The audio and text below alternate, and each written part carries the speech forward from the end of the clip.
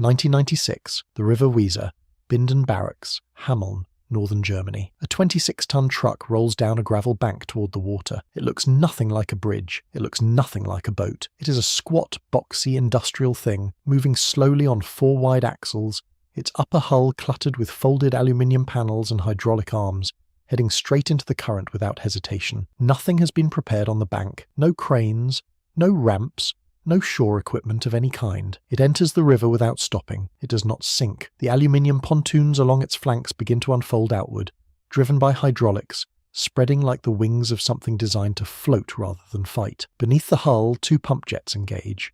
They do not point backward like propellers. They rotate independently through a full 360 degrees. The machine swings itself into position against the current. It holds. Then another identical truck follows it into the water. Then another.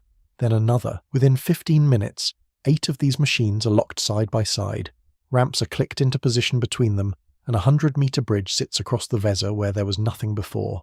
A Challenger main battle tank rolls across at full combat weight. It looked absurd. It looked German. It was both of those things. This machine would carry Royal Marines across a waterway in Iraq in 2003, making it the first of its kind used in combat anywhere on Earth. It would set a world record in Poland in 2016, stretching 350 metres across the Vistula River in 35 minutes. It would be ordered by 14 nations, including South Korea, in lots of 110.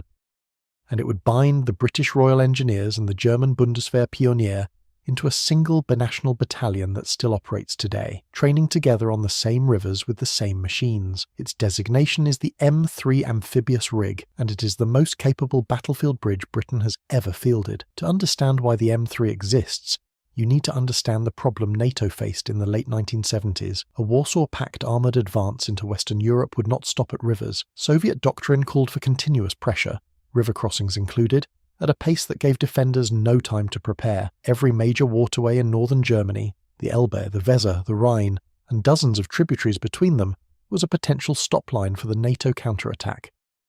The British Army of the Rhine needed to cross those rivers under fire, carrying Chieftain tanks and later the heavier Challenger, with almost no warning, and at a speed that made the crossing survivable. The existing solution was the M2 Alligator, also built in Germany, also made by Eisenwerke Kaiserslautern in the Rhineland. Britain had operated the M2 since the late 1960s, when 23 Amphibious Engineer Squadron reformed around borrowed Bundeswehr rigs and eventually received their own fleet. The M2 was a capable machine for its era, but it needed 4 crew, required shore preparation before water entry, and demanded 12 vehicles and 48 sappers to span 100 metres in 45 minutes. 45 minutes at a river crossing in a hot war was not a window, it was a death sentence. Eisenwerke Kaiserslautern, known as EWK, began work on a successor in 1982. The requirement was not simply to build a bigger pontoon.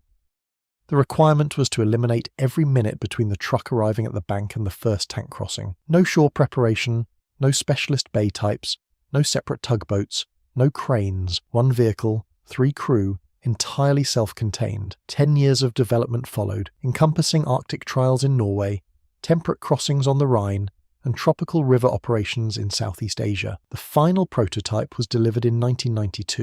In 1994, Germany and Britain placed a joint order for 64 vehicles. British deliveries began in 1996, formally marked by Exercise Neptune's Frost at Hameln in December of that year, the last exercise the regiment ran on the old M2 before transition was complete. The vehicle that entered Royal Engineer service sits at the intersection of truck and warship, and did not entirely resemble either.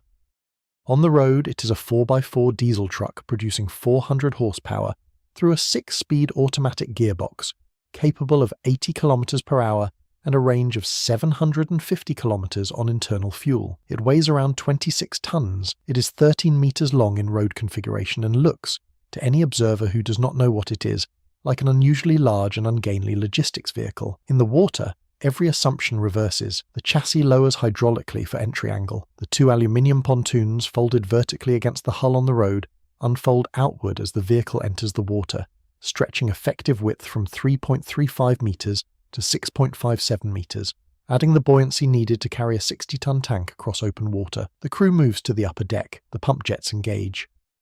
These jets can rotate independently through 360 full degrees, allowing the rig to rotate on the spot, crab sideways to dock against a neighbouring rig, and hold position against a current moving at 3.5 meters per second. That is faster than most rivers in Europe run at flood. The crew is 3 men. The M2 needed 4. Load capacity is military load class 85 for tracked vehicles and military load class 132 for wheeled vehicles. Challenger 2 crosses without modification. 8 rigs and 24 sappers build a 100-meter bridge in approximately 30 minutes, compared with 12 rigs, 48 sappers, and 45 minutes for the M2. The difference is not a refinement. It is the gap between a bridge that gets armour across before the enemy can react and one that does not. Now, before the combat record, if this kind of deep technical history of British military engineering is what brings you back, consider subscribing. It costs nothing, takes a second, and it helps this channel grow. March 25, 2003, the Shatt Al-Basrah waterway, southern Iraq. 23 Amphibious Engineer Squadron, 28 Engineer Regiment, Royal Engineers, had loaded their M3 rigs onto trains at Hamon Station in January of that year. They had railed to the port of Emden, shipped across to the Gulf, and driven south into Iraq, still wearing their European green and black camouflage. It was the first wartime deployment of the M3 anywhere on Earth. No M3 had been fired upon. No crew had assembled the system under hostile conditions. The Royal Engineers were about to discover whether the machine held up when the shooting was real. The crossing site was designated Crossing Point Anna. The objective was the Shatt Al-Basrah Canal, a wide waterway separating the Al-Faw Peninsula from the western approaches to Basra. 3 Commando Brigade Royal Marines needed to cross to continue the advance. The M3 rigs entered the water. The pontoons opened. The jets held position. The ferry ran.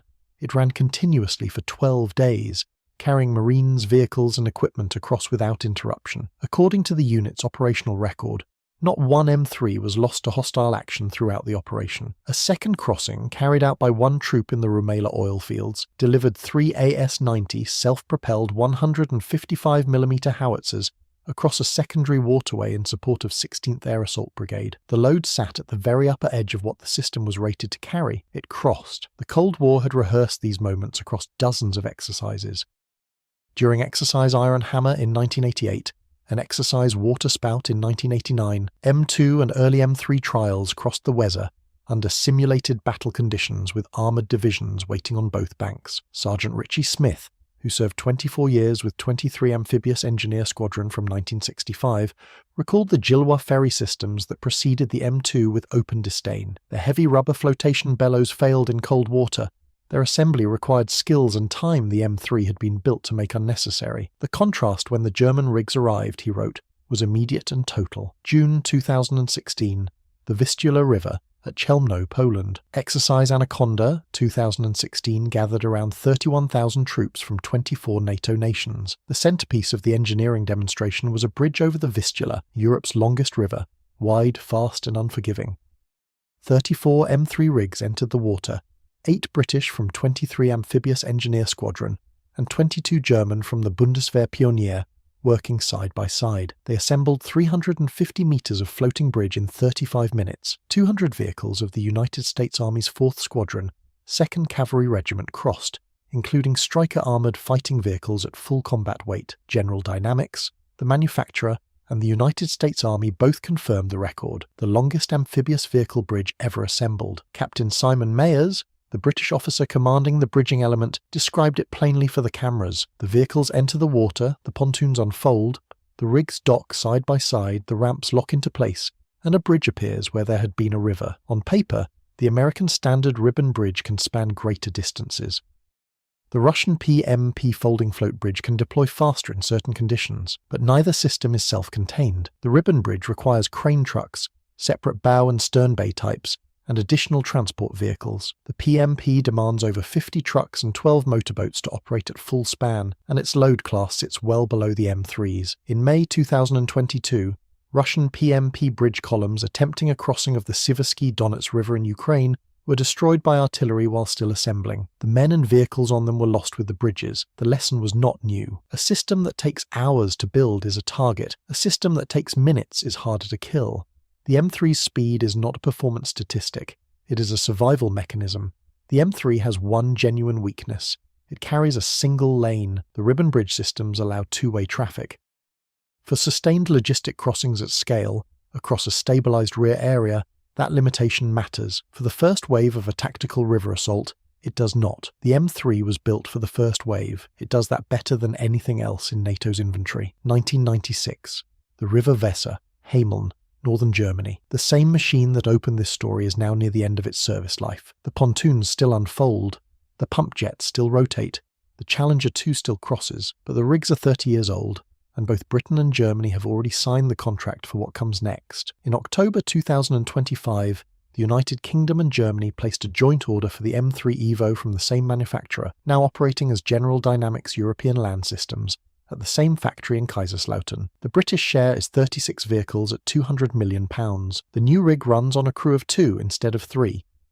Its load class rises to military load class 100 tracked to accommodate Challenger 3 and the next generation of NATO armour. Initial British operating capability is scheduled for 2033. 23 Amphibious Engineer Squadron is no longer at Hameln. The garrison closed on the 31st of March 2014. The M3 rig saluted off by local residents who had watched them rolling to the Weser for decades. The squadron moved to Minden, folded into the Binational Amphibious Engineer Battalion 130, a joint German and British formation under German 1st Panzer Division Command, the only unit of its kind in the alliance. British sappers and German Pioneer operate the same machines, cross the same rivers, and build the same bridges. 14 nations now operate the M3 or a variant of it. No nation has questioned the purchase.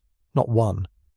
The Royal Engineers chose a German machine because the German machine was the best machine. That is not an accident. That is not politics. That is engineering judgment applied without sentiment to a tactical problem that has not changed since the Romans bridged the Rhine. When Challenger 3 needs a river crossing in the early 2030s, a truck built in Kaiserslautern will carry it over. It always has.